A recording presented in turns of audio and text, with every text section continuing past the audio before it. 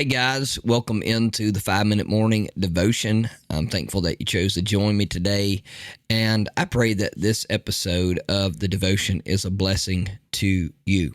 Now, today we're going to be talking about a subject that is pretty important to the journey of a Christian, and it is the subject of distractions from purpose, distractions from your purpose.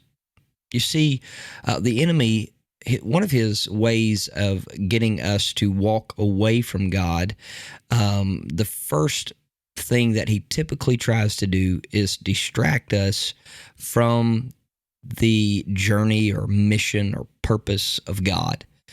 And if he is successful in distracting, then he can do his best to isolate. And if he can distract you and isolate you, he can defeat you.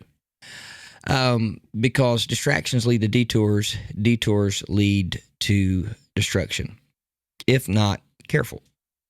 So I want to talk about Nehemiah. Nehemiah is a book that a lot of men of God preach from, and we talk about Nehemiah building the wall and things of that nature. And Nehemiah was a servant to the king of Assyria, and while in exile, he was the cupbearer to the king, and he heard that the walls of Jerusalem were not rebuilt, and the city was laid exposed to attack. And when he heard these things, this story, this news, he was very sorrowful, and he went and wept and fasted and asked the Lord what he should do.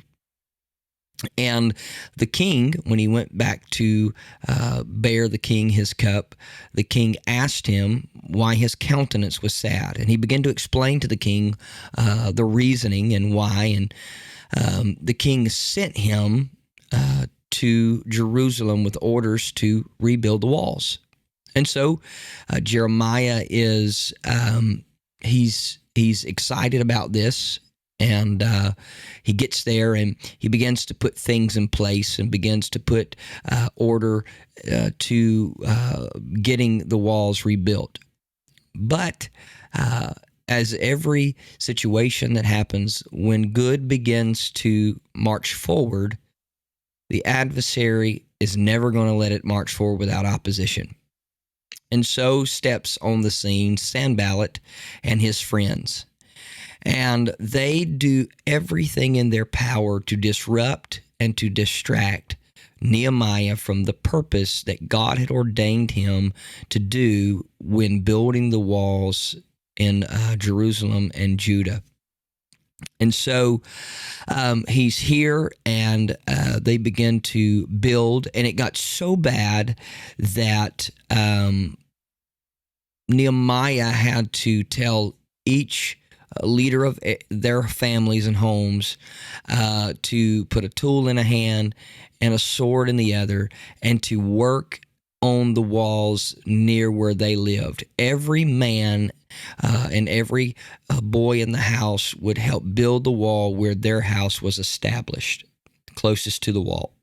And so this led to one of the most amazing feats that was ever accomplished, and that was they built the walls in 52 days. It was almost unheard of because of the feat and the challenge and just the actual logistics behind it was just almost undoable.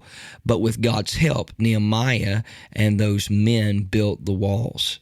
They accomplished it because they refused to allow their enemy to distract them and detour them with threats or with mocking or any of those things. And this rebuilding of the wall and this structure coming back to Jerusalem and to this territory brought about the people turning their heart completely back to God. 100%. If you go over into Nehemiah 8, you see where Ezra reads the law. He stands up on a podium and he begins to read to the people of Israel. And when they heard the reading of the law and the word of God, they repented, they confessed their sins, they wept before God, and God forgave them. And so the purpose is God sets us out on a course. And that's to be a witness for him, an example for him, and that's to live a life that pleases him. But along that journey, Satan is going to do his best to come in and try to disrupt us from that purpose. But here's the key. We have to be willing to stay sober-minded. We have to be willing to stay on focus, on track to what God has called us to do. If you've got a word from God, you need to listen to and lead with that word. Nothing else matters. You need to lead with the word that God has spoken to you, because the enemy is going to come in and try his best to disrupt the plan, the purpose, and the things that God desires to do in your life. But because Nehemiah stayed focused and he was ready to go to war against the enemy, should the enemy attack, his purpose never got distracted from building the wall.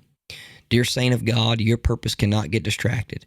If it means you got to pray more, you got to get in the word more, you need to fast an extra day, whatever it means to stay on track and stay focused, do those things that are necessary for that. Do what is necessary for that. Because in the end, the result is going to be what God desires to do in your family, in your life, and for others, because you stayed the course and stayed on track. So let me encourage you today.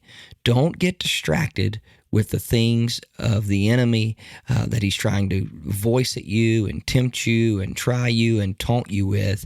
Maybe your past, maybe some kind of temptation, whatever it may be.